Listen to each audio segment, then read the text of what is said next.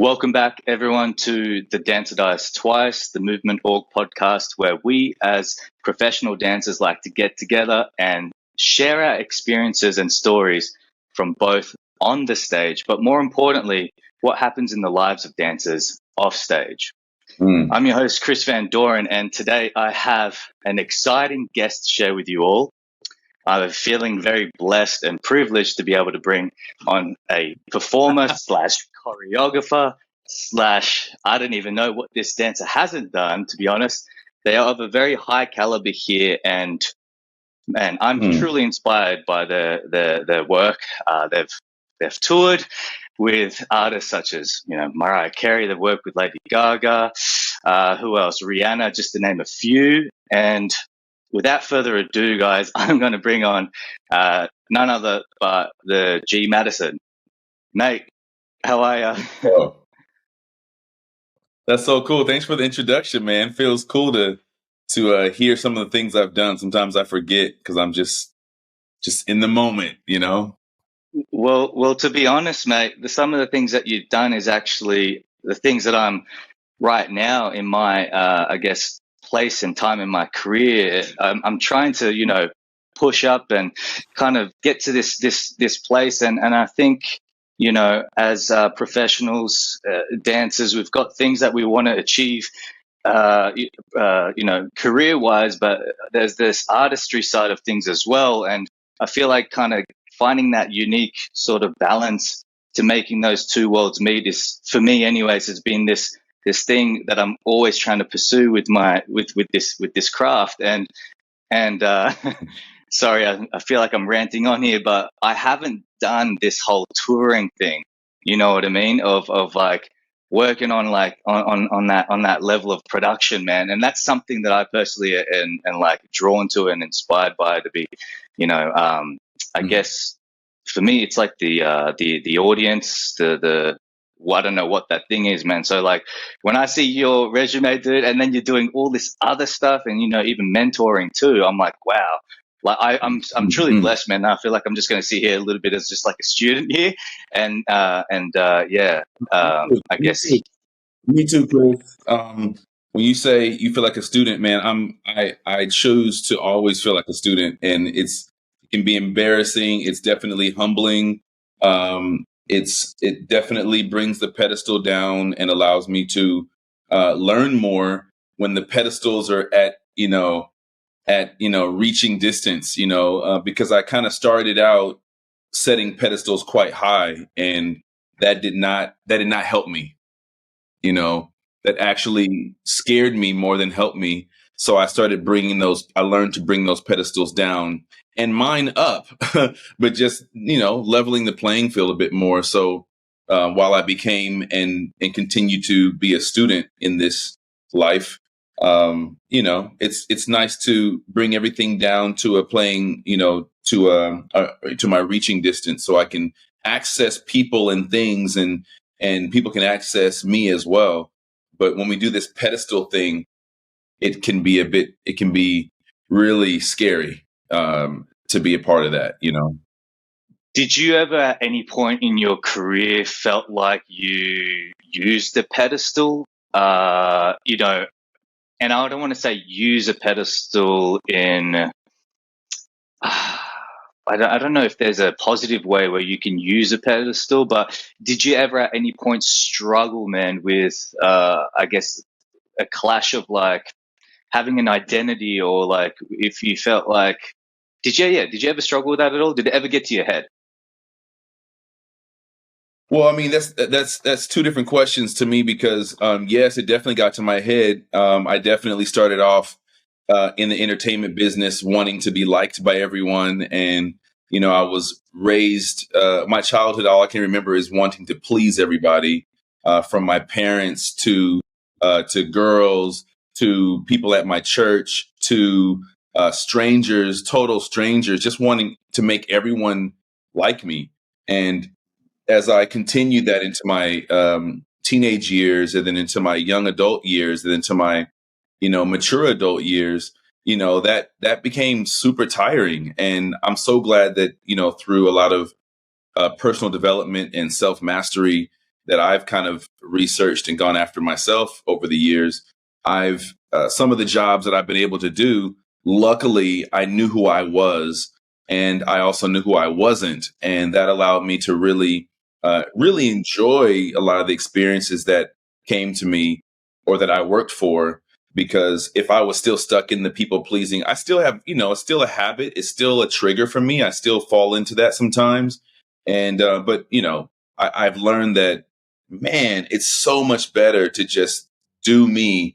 And so that identity crisis kind of hit me where I was trying to, losing myself to make everyone else like me, when actuality they were liking who I was auditioning to be and not who I actually was. So, living a life of auditions is really, I think about the childhood stars, and I'm sure it's even tougher for them because they grew up in the space of, if you're good, we like you. If you're good, you make money. If we like you, you'll be popular. If we like you, you will have a career. If we like you, you're going to have a good life. And that's kind of, it can easily turn into that if I'm not really clear about who I am and who I want to be, who I was and who I won't be anymore.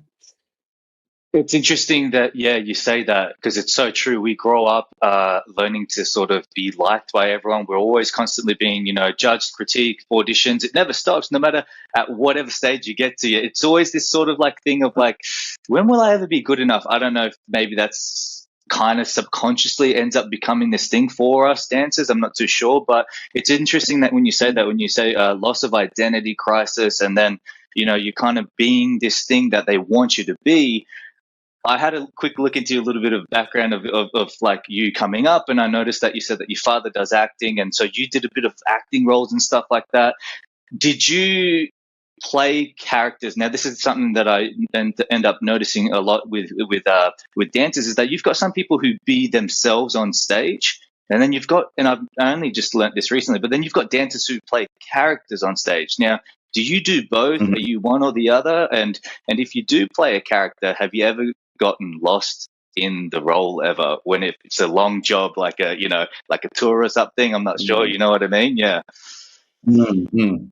Well, from my theater training, from my acting training, I've chosen to, a lot of people follow a method, and I've chosen to not play with my own emotions in a sense of trying to become that person, but more so trying to see myself, G Madison, in this character that I'm trying to play, so that that character actually has real skin and bones for me to mess with, instead of this fictional thing where I'm like embodying this person. I'm sure it happens to some people, but for me, as an actor, I enjoy the therapy of reading a character, reading a script, and finding myself in it to help give this real person a voice and a life,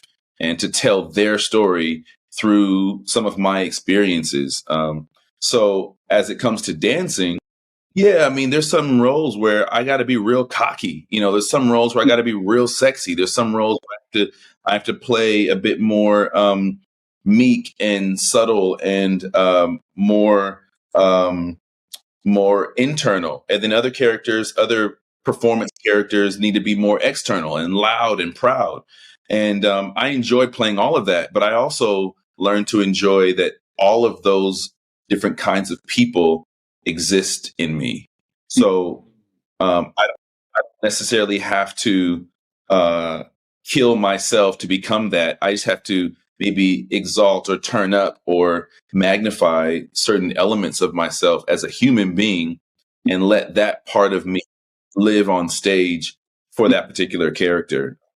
Like when I work with a Latin artist, I kind of put on this like Cuban vibe, and I start playing, not because I have any Cuban blood, but because I've been to Cuba, and I love my Latin friends, and I've indulged in some of their culture, so I tap into that.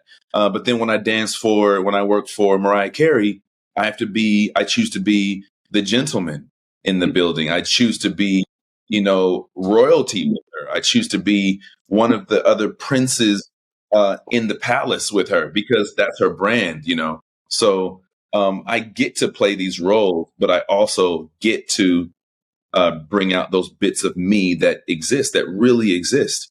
And that's fun. That's so much. Yeah.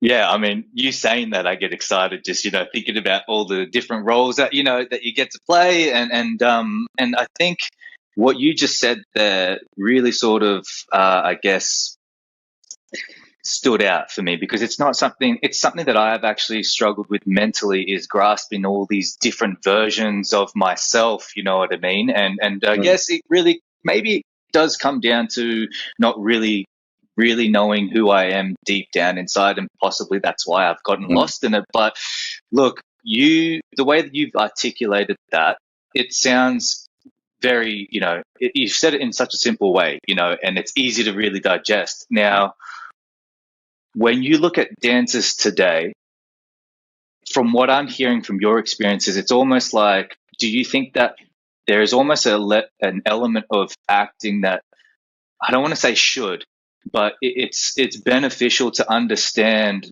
how to be able to sort of play these roles as a dancer and as a performer, when we kind of come into the performance side of things.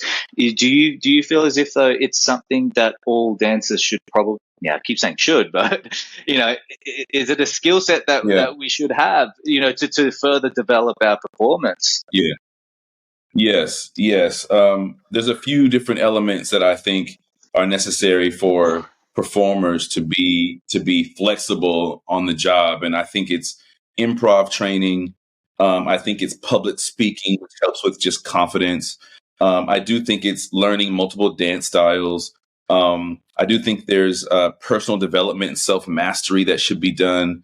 Acting coaching, I think, is good. When I say necessary, I don't know if I'd say everything is necessary, but I do think that it's helpful.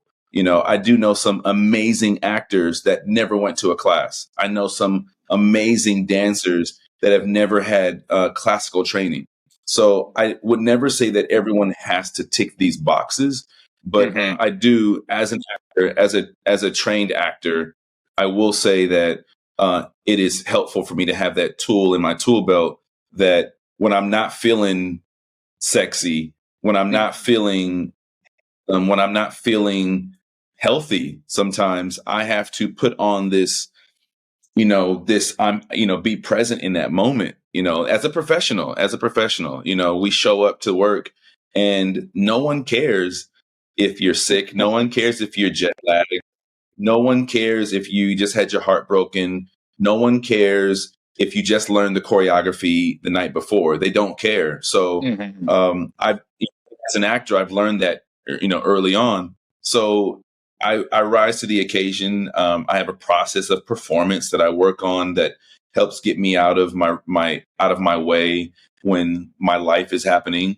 Um, but yeah, man, I think there are some definite tools that will be helpful for any kind of performer. Even when I train live pop stars, live performers, singers, rappers, poets, I tell them, go take an improv class. They're like, why would I take an improv class? I'm like, well, because you want to learn how to think on your feet in the moment. What if your microphone goes out? What if you fall down the stairs? What if you forget your lyrics? What if you are out of key or out of tune for one moment? What do you do? Do you just freak out? Do you ask everyone to delete that message? Yes. It's almost impossible. So I think it's really good for performers to learn how to think on their feet. Just like a dancer. I made my career learning choreography.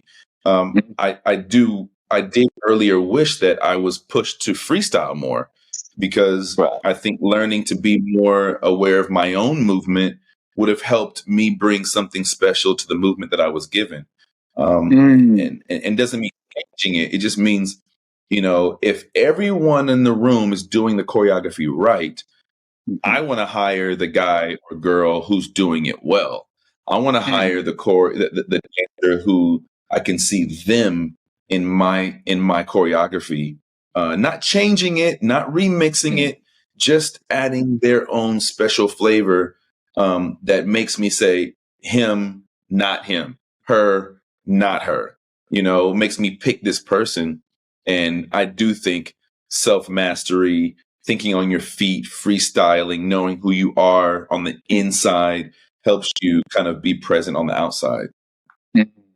Yeah, I would have to say, yeah, I'm 100% with you on that. I don't feel like I could relate to anything as powerful as when you tap into that freestyle flow state or whatever it is, and like you said, improv. I've never done improv before, but you're right. Like to be able to think on your feet Well, like that. Chris, Yeah. think about this, Chris.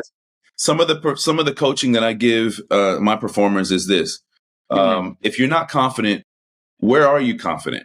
And I would say for you, Chris, you're freestyling right now. You are in the moment, right this moment. You Yeah. pushed record, and you said, "I got G Madison here," and you gave me my thing. You gave me my flowers, so to speak. And now we're having a conversation. So you can think on your feet. I think what gets in the way is that we often say less because we're afraid of being wrong or afraid of not being as good as. And so we keep our mouth shut, or in this case, in freestyle, we close our body off to freestyle because it might not be good enough. It might be weird. It might not be expected. So, I mean, we can all freestyle, but if we care more about what people think about it, then we never freestyle. If you cared more about what I think about you, then Chris, you would never have a podcast. You would never get online, send me the link and talk to me from London to Australia. You would never do it because you would let the thought of what it could be in a negative sense win the race over positively what it can be and what it will be, and just coming up, like even right now, I'm saying stuff and I may talk out of turn. I may stutter. I may lose my train of thought. All of that is possible when you're going for it. But the goal is go for it and then critique, commit to it, critique it. Don't critique it before you commit to it, And so, and I'm saying this, and even I get a little shook up when it's time to freestyle. When someone says freestyle, I get a little, whew, like, oh, okay. I have to get into it a little bit. I have to kind of rev my engine, but that's part of the race. Part of the race is getting ready for the race, not just being in it, I feel like I'm having a little bit of a one-on-one G Madison like session right here. You know what I mean? It's this, and I don't want to get too like selfish, but I'm trying to always think about my particular audience members who are aspiring professionals. You know what I mean? And I feel like I try to speak from a place where I feel like it's going to help them out as well. So I'm going to bring up something because I think my generation, and I hate saying my generation because it makes me sound really old, but I'm 35 now, man. And my whole training background, there wasn't so much filming and social media today.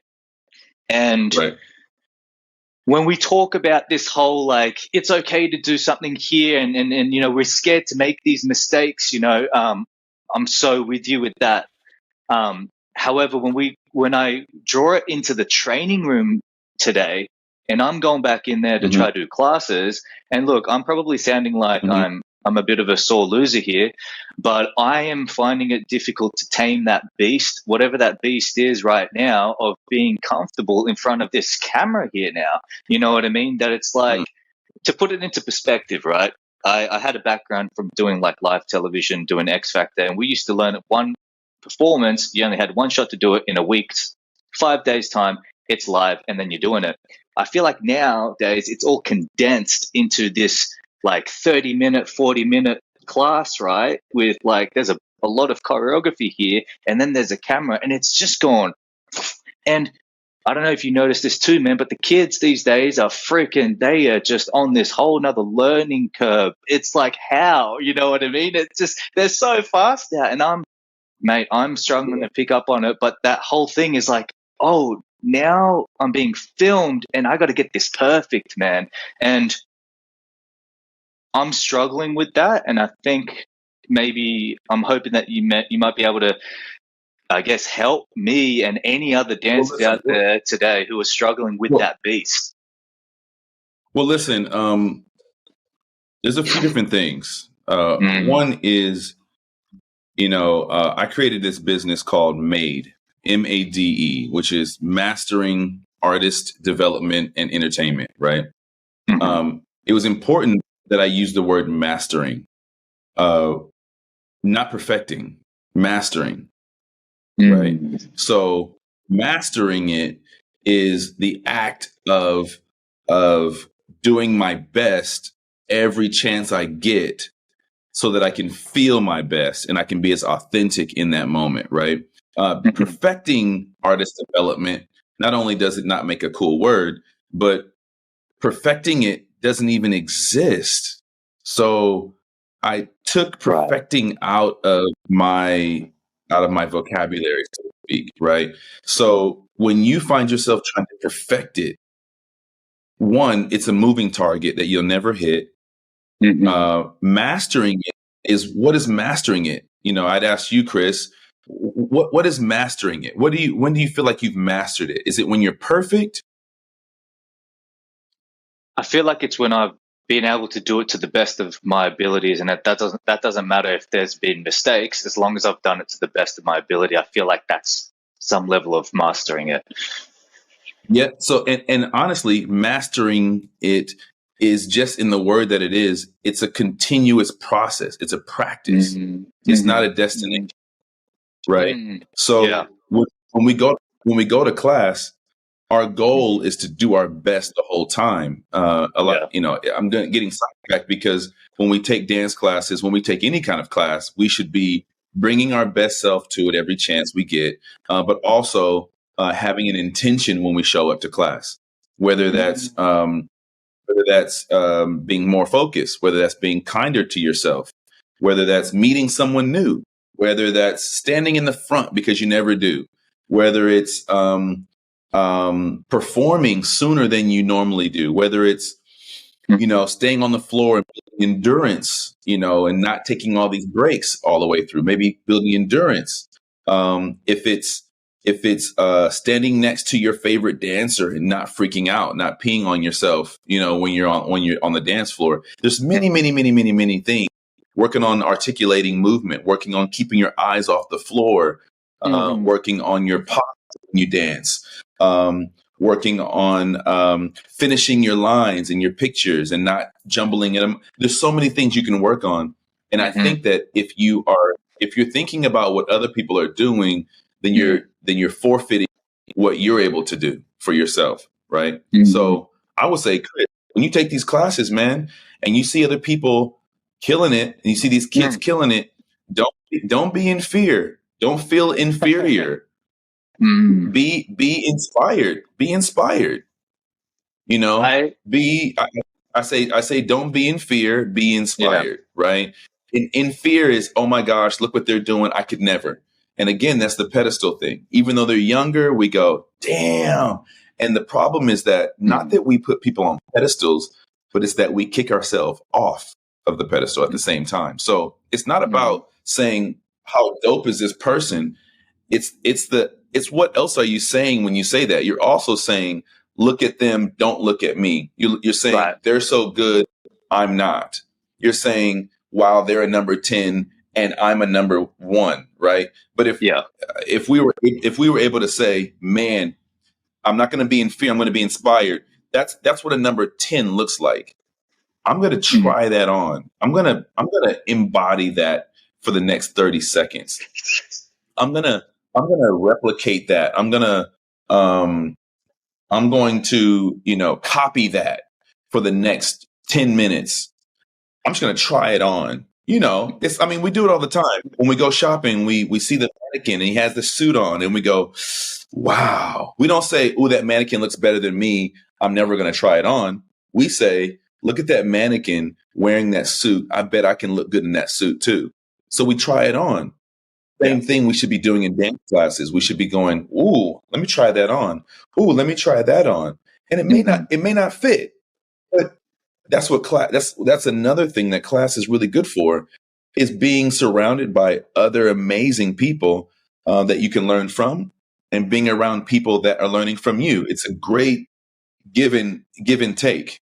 So when I teach my private, I'm like, hey, take as many privates with me as you can. I'm going to coach you more directly, more specifically, but I'm also going to say, now go in the jungle, go play in the field, go play with others, so you can see what else you don't know and what else you do know. It's a great way to practice using your tools.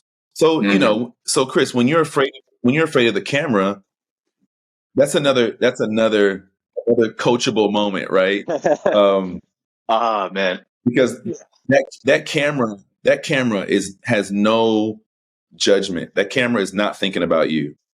That camera has a job to do. And I say this when I coach people for camera. I say that camera has a job to do, and so do you. So your job, give it material. Its job is to record, is to document it.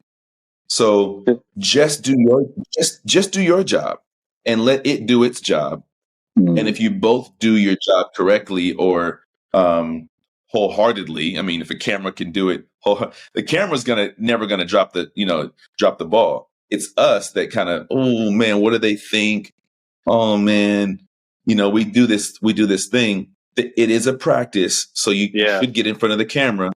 So instead of getting in class and saying, oh my gosh, here comes the camera again, be excited to be challenged that way. Because if you want to be on tour, you know how many cameras are going to be there watching you on stage? You know how many cameras? You know how many cameras going to be recording you when you perform at the Grammys? So dancing in a classroom with your peers is a great way to practice being more in the moment, and not letting outside influences take you outside of your bag. Yeah. No, I love that, man. You've just sort of like put some clarity into some things just by you saying, let the camera do its thing. I love that, man. Like, let it do its thing. You do your thing, and then see what kind of happens. So, man, thank you, because I'm gonna take that on board next time I train. It's when you start trying to figure out what people are doing. That's when we lose track. Just do you. When you're in a dance crew, bro, and he's doing left and he's doing right, and you're supposed to go up and center, you cannot be thinking about what they're doing. You got to do your job. Yeah. Same thing with the camera. Let the camera do its thing. You do your thing, and then hopefully, if you are willing, you get that recording and you study it. You study it and you look at, oh shoot, what do I do when I'm under pressure?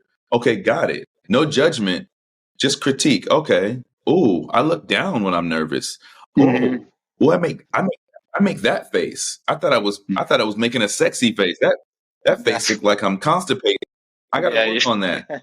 It's really just you trying to figure out how to master your performance, not the performance, your performance. Yeah. Man, this is sort of evolving into some other territories, because I really wanted to, because I segment the program and the show in ways where it's like I get to hear like genuinely your story, what I mean, your background, but I guess we've just sort of freestyle into these areas.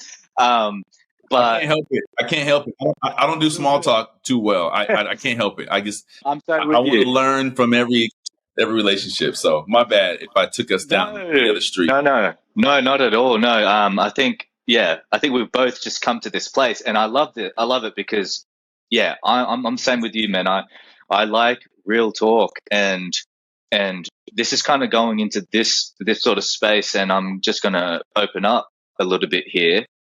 When you Okay. talk about like looking into the camera, critiquing, learning, all this kind of stuff, man. I'm just gonna speak. I'm sure that I'm not the only one here, but Mm, I know there are people out there, man, who can't look at themselves in the mirror, who mm, struggle to look at themselves face on in the mirror. And without getting into, what's, my own story here, I went through a period of my life, and I think this is the whole beautiful thing about being dancers, right? Is that a lot of what happens outside of our lives, man, and of our everyday lives is translated through our movement when we're on stage. Now, people had no idea what was going on with what was happening in my life, but when they looked at me, when they'd see me dancing, I know, like I could tell, they're like, hey, something's off, something's not right, you know what I mean? But we're in the mm. industry, we're professionals, we've got to keep doing our job. Like you said, people don't care, man. You know, people don't care, right? In the industry, like what happens, they just care about if you just get up on stage, do the job, and dance. It's kind of it. Like dance, monkey, dance over and over again. And so Mhm. going back to that whole thing of being able to look at yourself and being able to critique, man, is like that's something that I just want to share and put out there. If there are anybody else out there who might be struggling to be able to look at yourself straight on and face whatever things that are happening inside of you. Um, Yeah. have you Yeah. ever experienced that yourself, man? Have you ever been through moments, periods of your life where you struggle to look at yourself in the mirror? Like there's like a very strong, I guess, limiting belief or self doubt, or I feel like I experience a lot of this sort of more towards like the end of parts of my career, that like a lot of this like Uh, self doubt, and I think as I get older I start to become a little bit more unsure of, can I do this? Am I still able to do this now? Do I still have it? You know what I mean? Um, right. and Right. like, Well, comparison is a dangerous game to play. And uh, I I think that a lot of entertainers sometimes can't help it because our careers a lot of times dictated by who didn't show up, how many people like us, and we get into our own way with that sometimes. I mean, I've gotten jobs, bro, where the director didn't pick me, the producer did. I've gotten right, jobs where the right, lead actor is the one who suggested me, and the production thought they could have found someone better. I can't mm, I can't do their job. I have to do my job. And I've walked in the room and I've had people, guys and girls, go, "Whoa, look at him!" And I've walked in the room and been ignored.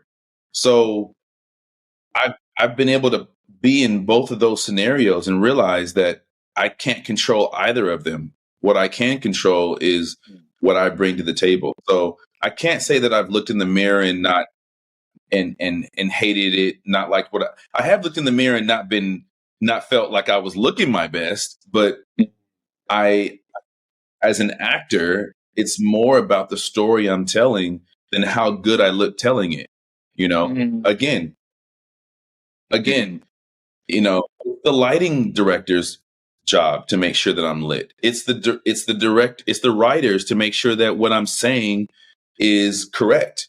It's the wardrobe stylist to make sure I look good. I got to show up and give everything I can give. So, the moment we start trying to manipulate what people see and all that, from our side, unless you're the director and the actor and the lighting and the wardrobe, then I say again, stay in your lane, Chris. Just do you. Just show up for you. And I say that to all the people watching. You may not like what you see in the mirror, but what you see in the mirror is not everything that you need to show up as, right? It's not just a physical game. You know, it's mindset over movement. If you talk about dancing, it's your mindset. So yeah, I have a bag here. I got a chipped tooth here. I'm not as in shape as I want to be. I got a little pudge here. I can fix those things if I really care about that. But if I haven't fixed them yet, then I need to show up and smash, Right. do my freaking best, and let them decide. Let them decide if they're going to pick me. But I think what's most important is that everyone listening and watching right now is you have to pick you before you expect someone else to pick you. If you wouldn't put yourself on your own team, then why should they? Right. So yeah, look in the mirror, see what you got, see what you don't got, and start to fall in love with that again. And then go and then get to work. Get to work. Yeah, yeah. Yeah. Yeah. Because there's people who are booking the job who are not as good as you, but they believe in themselves more. So they're gonna get it. You know? There are people behind you who are like waiting for you to flop, or waiting for you to be negative, or waiting for you to not show up because you didn't look good today in the mirror. They're like this. They're like, ready, move out the way, move out the way. I used to, man, I used to be in line at auditions, bro. For Janet Jackson, for Lady Gaga, for Rihanna, for Britney Spears. I used to be in these long wrap around the building auditions, and it was crazy. I mean, hundreds of people lining up for this audition. We would stand in line, and while you're standing in line, there are many, many, many, many, many narratives that start to play in your brain. Right. There's narratives that play in your brain when you're driving to the audition, and you see the line wrapped around the building, and then you actually get in line, and then the other stories, and then you have dancers around you who are talking and sharing their own narratives and dramas. And I remember this. I remember this clear as day. Dancers in front of me and around me would be trying to figure out how many dancers are going to get hired, and sometimes they'd say, "Oh, only 7." Right. And they would say, "Oh, well, what number are you?" "Oh, well, I'm 413." Yeah. On a numbers game, you're playing, you're counting cards. It's not in your favor. But they would leave. They would leave. "Gee, I'm out of here." I'm like, really? Like, what did you think? What did you think? You thought they were going to pick 7 dancers and 8 people would show up? What did you think? Yeah. So they would say, "Gee, I'm out of here." And I go, "All right, man, see ya." And I move up. Someone else would be like, "Gee, oh man, this is crazy. I can't do this, man. They're never going to pick me." Well, I don't know what to say. All right, "Gee, I'm out of here." "All right, man, see ya." And I move up. Right. Like, I don't, Chris, I don't need 7 positions to book this job. I need 1. I don't need them to pick me 7 times. I need them to pick me 1 time. So let me show up for myself and do it. And yeah, Chris, maybe that day I wasn't wearing the nicest outfit. Maybe I didn't get much sleep. Maybe my resume was crumpled in my backpack. Maybe my headshots were kind of old. Yeah. Yeah. But Yeah. I gotta show up, man. So those of you who are watching this, who are always questioning yourself, always judging and comparing yourself to the person in front of you or behind you, sometimes they're doing the same thing. They're comparing against you. You guys, you might as well show up for yourself. Just show up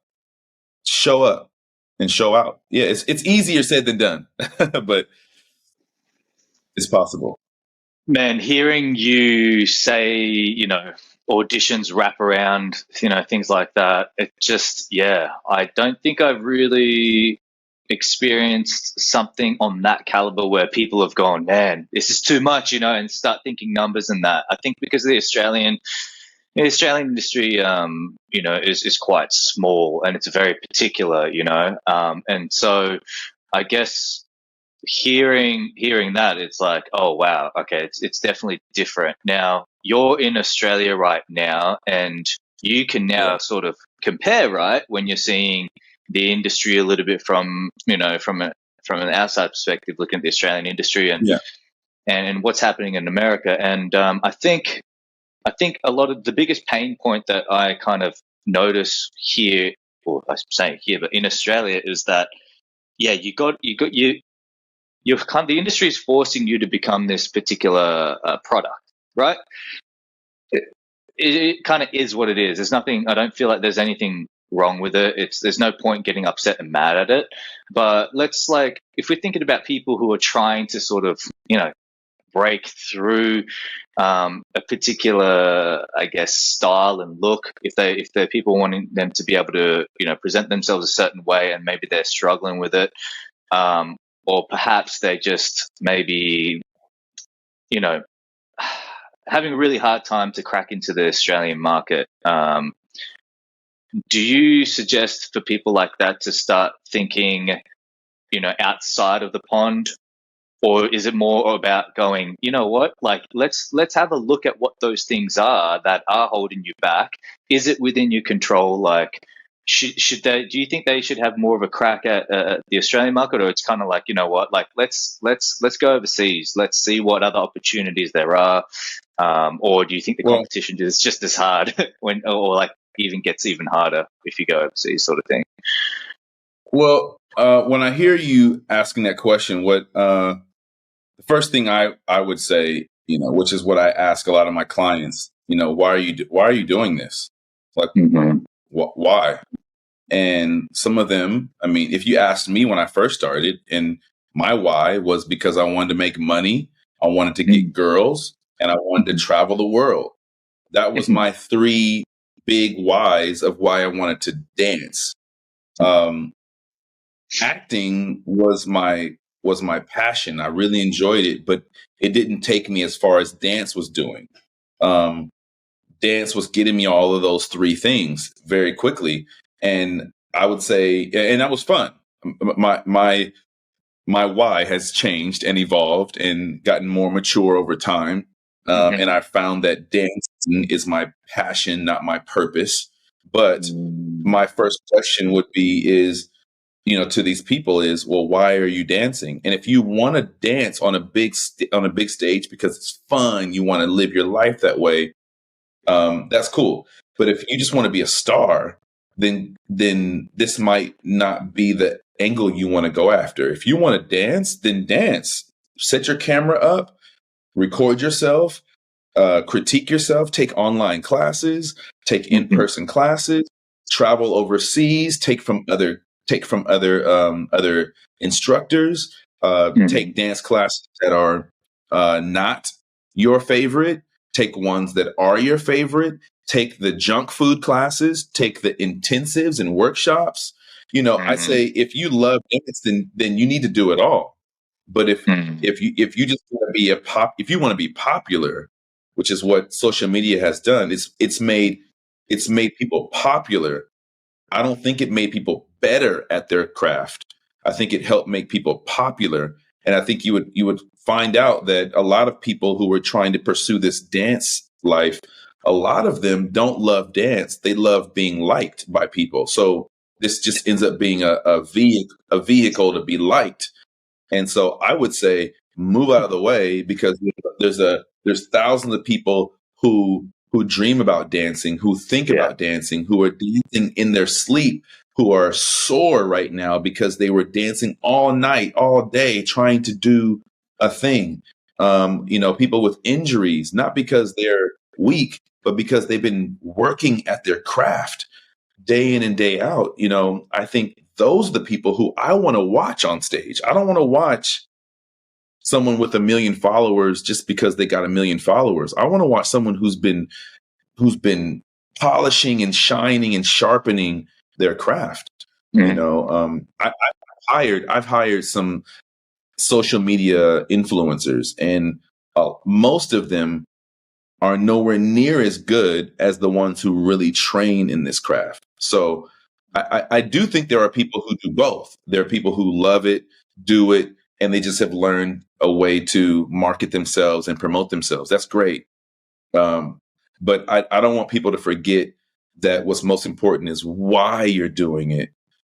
So when you want to travel the world and go see, go to America, check it out. Go to London, do theater, do Broadway, do off Broadway, like get out there. But I say, don't spend all your money doing all this stuff if your why doesn't have depth. Do you think it's the why that maybe doesn't have as much substance behind it when people are finding it difficult to be able to push through the hard times of success?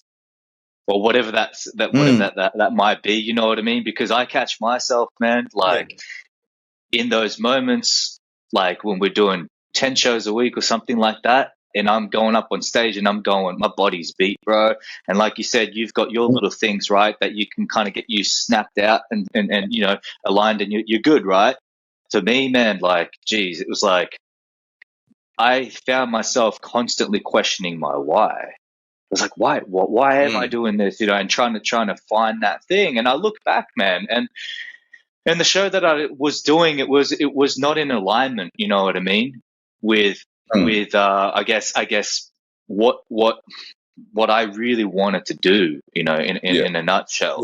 Yeah. But the thing is, as performing artists and as dancers, right, we got to sometimes say yes to certain jobs because, I mean, right, it's a gig life. I don't know what it's like in America. Maybe there's more an abundance of work and it's consistent, but in Australia, because it's so limited, I mean, I found myself having to say yes a lot, um, Yeah. and and Well, I mean, I think the question is then, what kind of career do you want?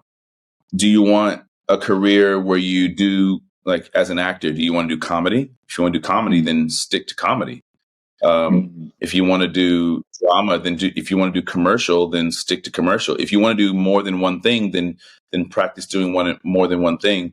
I don't think that we should be saying yes to everything. There is a time in mm, my career where I needed to say yes to more things, not to everything, but to yeah, more things, because it made me more aware of myself, what's out there, how much I should be paid, how much sleep, how much rest I need before a show, how to audition, how to nourish my relationship with my agent, how mm, to uh, how to communicate in rehearsal or not. Um, all of these things. Even working with female pop stars, how much flirting is professional and how much needs to be pulled back. mm, For the sake of doing the job well. yeah, I mean, there's so much that needs to be practiced, and sometimes when you get started, you should be doing a lot of work, even if it's free work. It's still part of your journey to learn what you bring to the table. So it comes back down to, what kind of career do you want? Do you mm, want do you want a career of just doing a couple shows every once in a while? Do you want to be consistently on tour? Do you only want to do music videos? Do you if you're an actor, do you only want to do romantic comedies, or do you want to do Shakespeare? And there's so yeah. many angles. So again, what kind of career do you see yourself having? And that should help Mm, you determine what job you say yes to and which ones you pass on. yeah. Yeah, no, that's awesome advice there. I'm gonna kind of try Yeah, to dig something up right now, man. If that's all right, because this is the part. This is the for part I sure. kind of like. It's like I don't want to say it's like the juicy part, man, but like it's like it's the things when we talk about the industry, bro. Right? Yeah, yeah, Um, and look, yeah, I think you and I could probably agree. We were agreeing before that, like they don't care, right? That people don't necessarily care, and I think there's a lot of other things to the industry that a lot of dancers who are coming into it are unaware of. And mm, Look, what are those things for you about the industry that people don't really know about? And is there any kind of particular experience that you've had, or is there like an area that maybe needs to be touched upon to sort of bring into the light? Has there been like, is there anything that you see right now within the industry that you feel kind of needs to be spoken about and maybe Oh gosh. changed, or like just at least a conversation to be had that never is allowed to be had when we're on the Dang, job, because it's difficult, bro, Chris, because no, Chris, because stop yeah. asking me questions. You ask your questions have like 7 layers to it. One I like, dang, wait, hold on. sorry, Wait. I think out loud, Oh okay. my gosh. My wife does the same thing. She asked me one question, then another one, then another. I'm like, I wait, Yeah, wait, my wait, bad, my wait. bad. I want uh, I want to answer all of them, Sorry. All right, but I'll be specific. they all have different answers, you know. True. All right, let's talk about the things that we're not allowed to talk about the industry that you feel okay and comfortable to talk about, right? The things that's always hush hush, man. It's like, we're not allowed to talk about these things, but maybe, hey, we're not trying to. My whole approach here isn't to try to throw shade at anyone. It's just more so to Right. to find empowerment for the other generations to come through who might not have any idea, to shed a bit of light, So then it's like, oh, okay, at least we know now a Well, bit. well, you know, I mean, Mm, my brain goes a few different places. yeah. The first place is, my mentor told me a long, long, long time ago, or one of the mentors that I came in contact with. They said, "Gee, you're really inspirational. You're really motivational. That's great, but what's next?" And then we came up with this idea, like, oh, I want to practice being a transformational coach. And so that me saying that makes what I share on podcasts and conversations a bit more forward thinking, because I can easily start venting about things that hurt me in the past. But I think Gotcha. one of the elements that I think isn't spoken about often Mm, is that we are our own business, and that we should carry ourselves like a business, mm, even though we don't answer to a superior, so to speak, until we get hired on a job. Then we have a tour manager, we have our stage manager, we have our day to days, and we have our agencies, and we have these different people. I think it's important that even young professionals and old, that we remember that we are a business. So mm, how we present ourselves on social media, how we yeah. present ourselves in an audition, it should be like a corporation would. You know, Mm, um, I think sometimes we throw ourselves around, and then we wonder why people don't call this a real job. And I think it's often because we don't conduct ourselves as real professionals.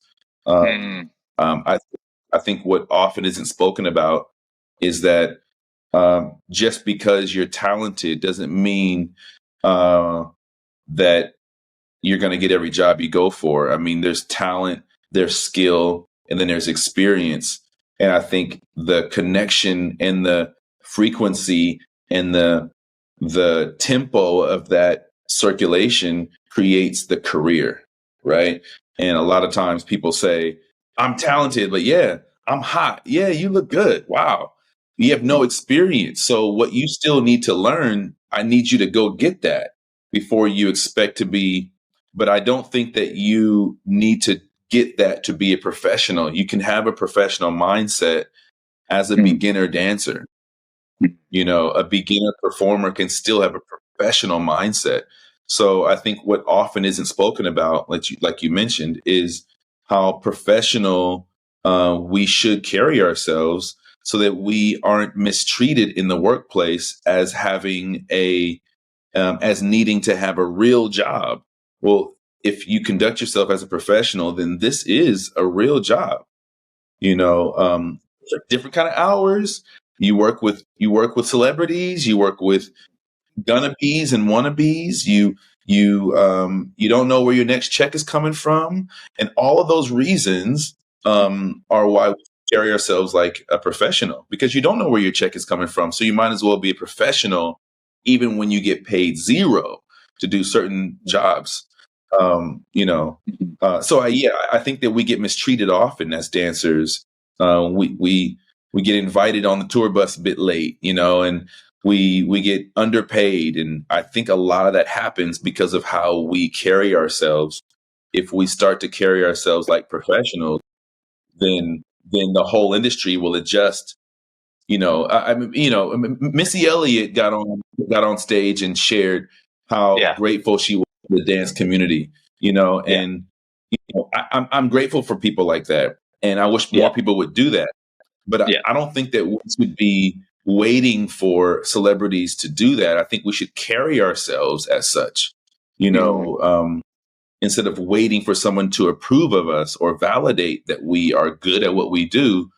If we carried ourselves like professionals, then it would be a no-brainer, and our value would be easier to accept. So I'm talking about how we carry ourselves. I'm also talking about how people respond to us. But I think it's a machine. If we walk in late and we wearing our whatevers, and and we're high and we're drunk and we're hungover from the night before, then I don't understand why people would respect that. So I think it's important that as creatives that we have some kind of structure that helps us be, respected as professionals. But it starts from the professional. Yeah, look, man, I feel like just this topic alone, on when we're talking about like dancers being underpaid and just sort of mistreated and things like that, I feel like I could go on, man, about it. I know, like your time is short here right now, and we are coming to the end. But man, like I think just to sort of carry on what you're saying about this whole mistreatment thing, like I've thought about this a lot, man, and I kind of felt like it might have to do possibly with like dancers being, at such a young age, like we hit these peaks, some of us, and do you think maybe it has to do with that, like that it's the age thing, possibly? Nothing to do with the age. I don't, because I know a lot of young professionals. I know a lot of young professionals that I've coached that have been in my classes, and they carry themselves. I mean, look at Michael Jackson, right? Look at Mike. He's not an alien, right? He was a 5-year-old, 6-year-old, 7-year-old with a professional mindset. Right. So he and the Jackson 5. I mean, they had some help, they had some support, but kids can be professionals too if they have really good guidance around. So I don't think that there's a certain age at which we should respect them. I think that if they show like, man, look at this kid, he's asking the right questions, he's got really good support around him or her. I don't think they should be treated any less than when it comes to professionals. I mean, if they're a minor, obviously there's certain things that they need to, your parent needs to sign off on it. But I do think that, these kids are stupid talented. Doesn't mean that they are a professional because they're talent. I think their mindset and how they carry themselves is what makes us professionals. For sure. You got to bounce. Yeah. Easy, no, it's all good. It's all good. I'll grab it. But I think that's what's most important, brother, is that we don't wait for a certain check or a certain amount of payment or a certain age to practice professionalism. And with that said, that's basically saying that if you're cute enough or talented enough, it becomes a survival of the fittest. If you're old enough, if you're hot enough, and I don't believe that. I don't believe in survival of the fittest. I believe in survival of the clearest. The person with the clearest vision of who they are and those are the ones that get further down the line. You know, hard work and a clear vision will get you over the finish line more than talent would.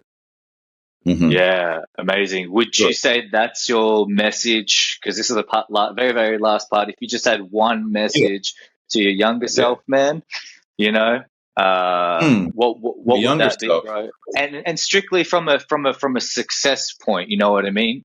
Just that message that you felt like as that carried you through. I know before you've spoken about that narrative, bro. You know, when you go on auditions, we always tell this thing. Is that all right, man? If we were to ask you what that thing has been for you that has kind of carried, you know, from when you're younger, if there is, yeah. I would say that self mastery is the one thing that has sustained itself, has helped me sustain a career, and I wish that I started earlier on personal development. I think that I would have respected myself more earlier. I could have been a professional. Wow. I would have carried myself as a professional sooner. I would have worked through some of my demons and skeletons earlier on. But I went on tour with Shaka Khan, and then I got a tour with Mariah Carey. And I just always say that I'm so grateful that those opportunities came in my life after I had learned who I was as a man. And I wasn't trying to make everyone happy because they would have fired me. Mariah would have seen right through it and would have said, get this little boy out of here. So I'm just grateful that I started when I started. But if I were to speak to myself, my younger self, I would say, ooh, it would have been really cool. Like, what could I have achieved in my life up to this point if I started my self-mastery journey a bit sooner, a bit sooner. Gotcha. Mate, it's very, I guess, awe-inspiring to hear someone, of your caliber to still, come from this place of like, I guess, or, thinking about other ways of that could have been improved or whatever it is. Like, it's humbling, bro, because this is like what I've started to learn about a lot of, successful dancers is that we still have, these, I guess, this longing for always continuous like growth and I guess like hindsight's always 2020, right? But it's a human thing to be able for you to share something like that, bro. And like, I just want to say like thank you, like so much, dude, because even you just saying that, I go, wow, okay, right, like, yeah, maybe I can possibly do the things that you've done, or I don't know, like I'm kind of getting lost in my words here, but it's nice to know that like we're all we all have these same struggles and you know what I mean, these things that we go through in life, and I think this is going back to the very start of saying to not put people up on pedestals, you know what I mean, or all these kind of things, bro. So it's easier. It's easier to say. It's easier said than done. All the things that we're going after, but one of the toughest questions I ask my clients is, what would you give yourself if you had a scale 1 to 10? Where would you put yourself? Well, the next question is, who's the 10? Next question is, who's the 1, and what do they represent to you, right? And then once you acknowledge what's there and where you are, then I think it's the next question. Well, what does one level up from you? What does that version of you have that the you right now doesn't? And I think if we just put one hand in front of the other, instead of trying to be trying to skip the queue, trying to be there already. I think, I do think I'm successful, and I don't think I'm successful based on what people think. I think I'm successful based on what I set out to do and what my ladder says, but I'm not, I haven't arrived. Like I'm still climbing, and I'm continuously telling myself to enjoy the view,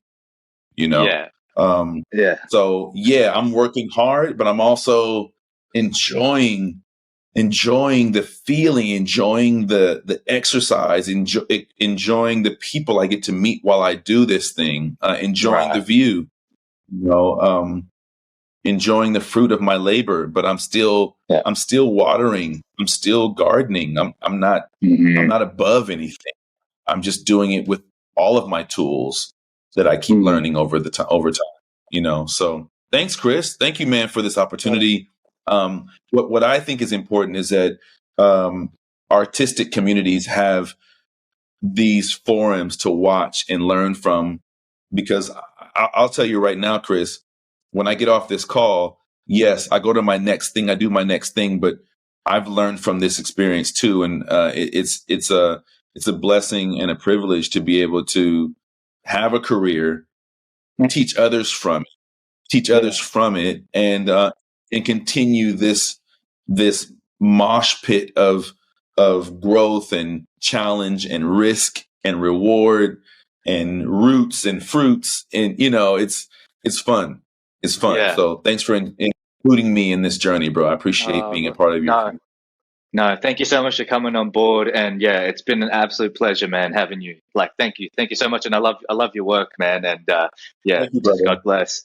Yeah, thank all you. right, man. Maybe we'll dance together sometime.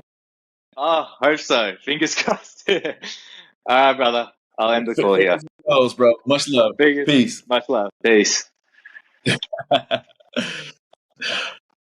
Is it stopped? What do I do now?